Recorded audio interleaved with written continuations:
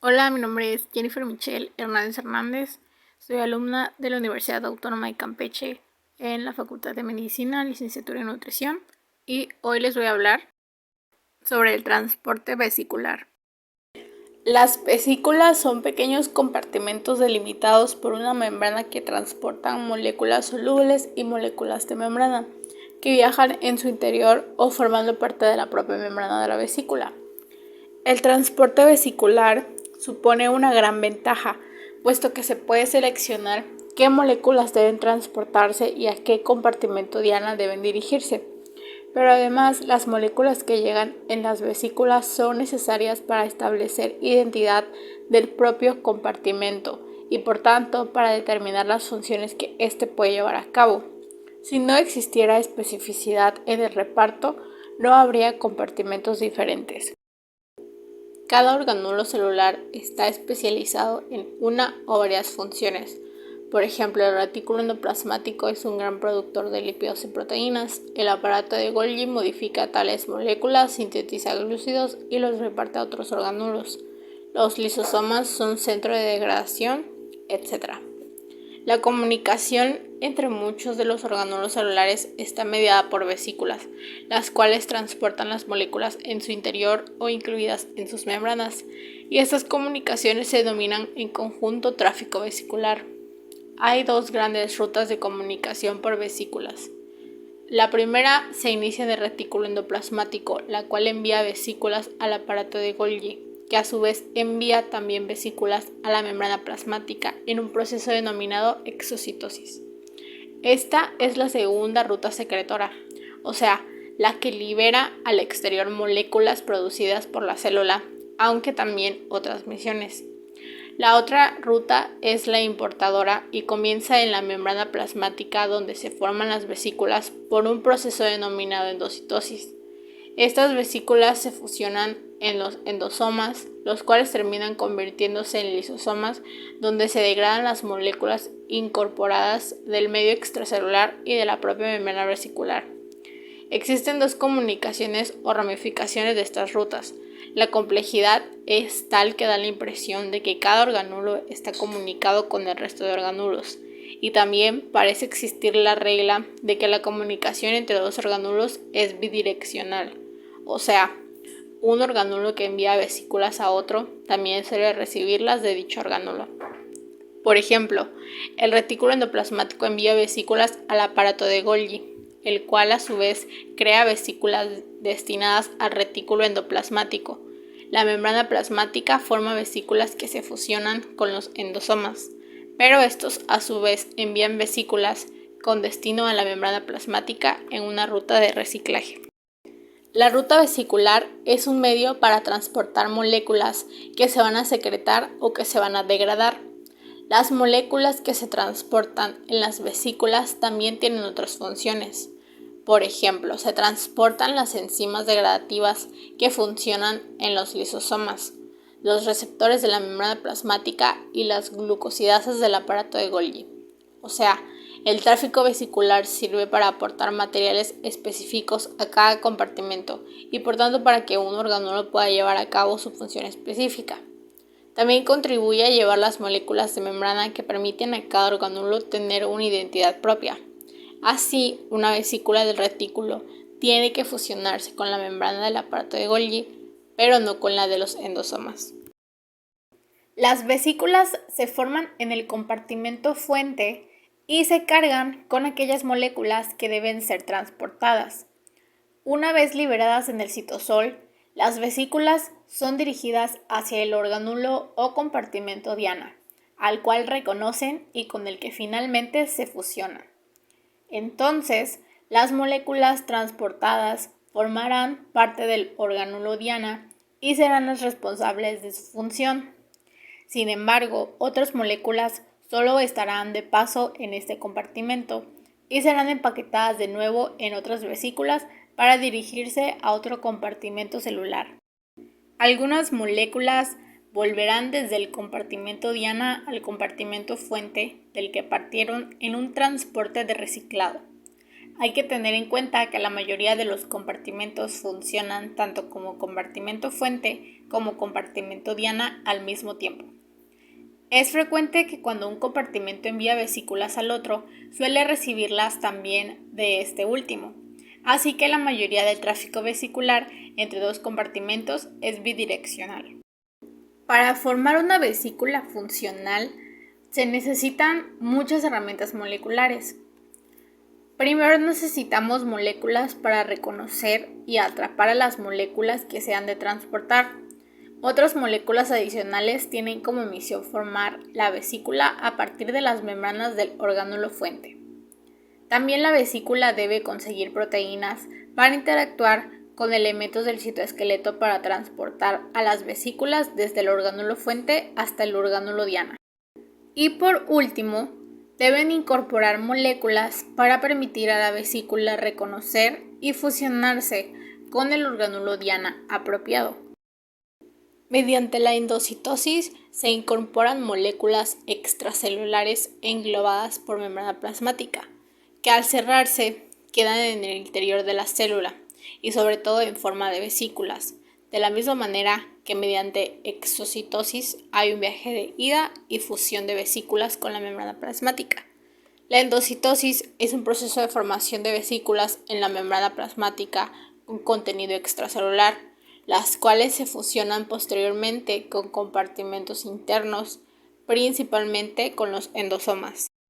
La endocitosis, además de la incorporación de moléculas externas en grandes cantidades, principalmente para su degradación, tiene otras funciones. Sirve para reciclar moléculas de la membrana plasmática que se incorporarán como parte de la membrana de las propias vesículas o compartimentos que se formen.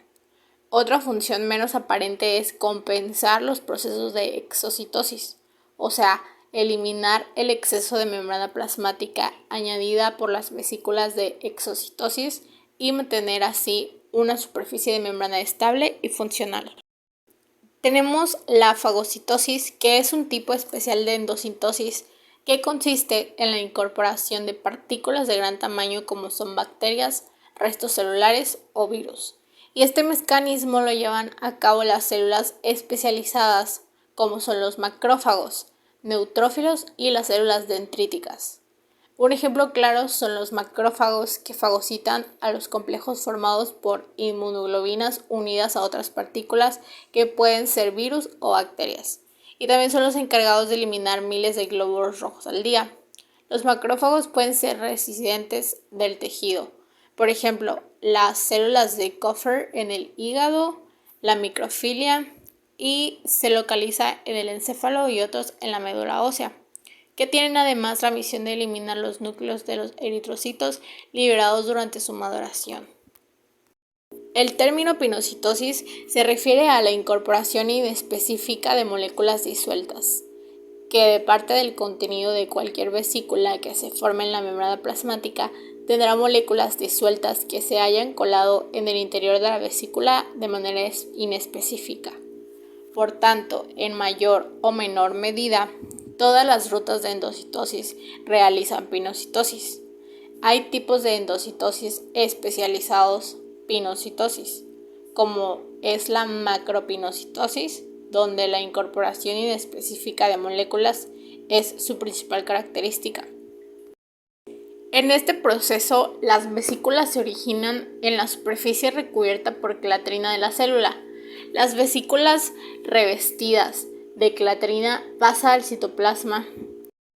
En este proceso, las vesículas se originan en la superficie recubierta por clatrina de la célula. La vesícula revestida de clatrina pasa al citoplasma mediante invasión.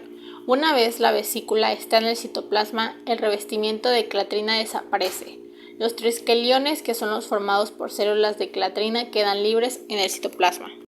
Dicha vesícula se fusiona con el endosoma temprano, en la que intervienen dos proteínas. La primera es B-enares y la segunda T-enares.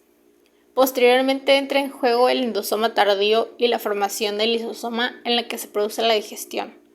En la pinocitosis se produce una acidificación gradual desde el endosoma temprano con un pH de 6, el endosoma tardío con un pH de 5,5 y en el lisosoma con un pH de 3,5.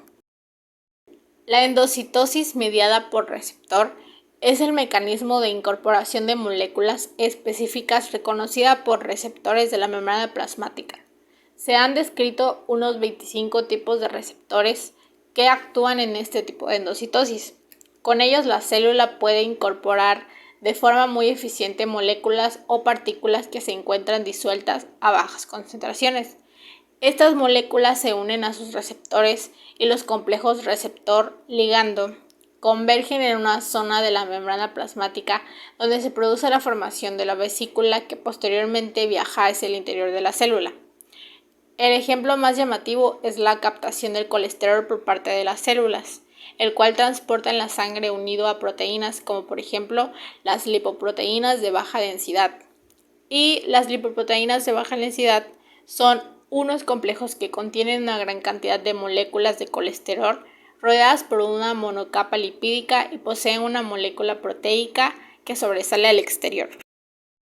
La exocitosis es el proceso mediante el cual se secretan diferentes tipos de moléculas contenidas en una vesícula citoplasmática de una célula al espacio extracelular, expresándose en todas las células eucariotas. Hay dos tipos de exocitosis de las vesículas que vienen desde el aparato de Golgi, que son constitutiva y regulada. La exocitosis constitutiva se produce en todas las células y se encarga de liberar moléculas que van a formar parte de la matriz extracelular o bien llevan moléculas en la propia membrana de la vesícula que sirven para regenerar la membrana plasmática. Es un proceso constante de producción, desplazamiento y fusión de vesículas con diferente intensidad de tráfico según el estado fisiológico de la célula. La exocitosis regulada se produce solo en aquellas células especializadas en la secreción, como por ejemplo las productoras de hormonas, las neuronas, las células del epitelio digestivo, las células glandulares y otras. En este tipo de exocitosis se liberan moléculas que realizan funciones para el organismo como la digestión o que afectan a la fisiología de otras células que están próximas o localizadas en regiones alejadas en el organismo, a las cuales llegan a través del sistema circulatorio, como es el caso de las hormonas. Las vesículas de secreción regulada no se fusionan espontáneamente con la membrana plasmática, sino que necesitan una señal que normalmente es un aumento de la concentración de calcio. Además necesitan ATP y GTP. La transitosis es el transporte de cargas como macromoléculas, inmunoglobinas, vitaminas, iones, etc., incorporadas en vesículas entre dos zonas de la membrana plasmática, situadas en distintos lados de la célula. Los epitelios son capas de células que suelen separar dos medios muy diferentes, como en los pulmones, en el tubo digestivo o en el endotelio. Estas células tienen dos dominios de membrana diferente para comunicarse con cada uno de estos medios, apical y basolateral. Se dice por ello que son células polarizadas. Las células tienen que arreglárselas para mantener y comunicar ambos dominios de la célula. Parte de esta comunicación se hace mediante la transitosis. Aunque la transitosis es un mecanismo típico de las células epiteliales, está presente en otras células tales como las neuronas o los osteoclastos. Esta ruta de transporte vesicular evita el paso por los lisosomas y por tanto la degradación de las moléculas que transporta. Algunas de estas son inmunoglobulinas, insulina, receptores de quimiosinas, lipoproteínas, fragmentos de DNA, enzimas, algunos virus, toxinas, etc. La mayoría de las proteínas y de los lípidos que abandonan el retículo endoplasmático lo hacen en vesículas que se desprenden del retículo. Tienen como destino inmediato el aparato de Golgi y salen desde regiones especializadas denominadas zonas de transición o de salida. En la formación de las vesículas participan proteínas que forman las cubiertas de COP2. Estas se ensamblan en las membranas de las zonas de transición, que también son llamadas de salida, y las proteínas que forman COP2 parecen realizar dos funciones. Cooperan en la formación de las vesículas y participan directa o indirectamente en la selección de las cargas, que son las proteínas que han de ser incluidas en las vesículas. Las vesículas cubiertas con COP2, liberadas desde las membranas del retículo, pierden parcialmente su cubierta y se fusionan entre sí para formar un compartimento intermedio denominado transportador túbulo vesicular o ERGIC, conocido como sus siglas Endoplasmic Reticulum Golgi Intermediate Compartment, que es dirigido por los microtúbulos, que son los componentes del citoesqueleto, hacia el lado cis del aparato de Golgi. En el compartimento ERGIC se forman vesículas recubiertas por COP1. COP1 tiene como función formar vesículas y seleccionar moléculas que se devolverán al retículo endoplasmático. Es una vía de reciclado que devuelve las proteínas que han escapado del retículo y que realmente tienen su misión en este organulo. A estas moléculas se les denomina residentes del retículo. Las vesículas con cubierta proteica COP1 intervienen en el transporte retrógrado desde las cisternas del aparato de Golgi hacia el retículo endoplasmático rugoso, mientras que las vesículas COP2 transportan desde el retículo endoplasmático rugoso hacia el aparato de Golgi. Y la clatrina es la principal proteína estructural que tapiza las vesículas cubiertas, que desempeñan un papel clave en el transporte intracelular entre los organelos membranosos, como se mencionó anteriormente. El conjunto inicial de proteínas GT-pasas, adaptadoras, cargas, etc., se asocian formando agregados en la membrana. Cuando se alcanza una concentración cítrica, se dispara el reclutamiento de otras proteínas que terminarán de formar la cubierta de la vesícula. A este momento se le llama punto de transición, y una vez alcanzado la vesícula se formará. Si no se pasa el punto de transición, las moléculas que forman los agregados iniciales pueden volver a segregarse en la membrana.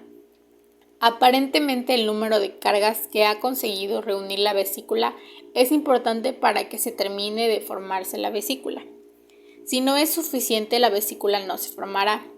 Entre las proteínas de la cubierta externa están aquellas que permiten entrelazar todo el entramado proteico existente.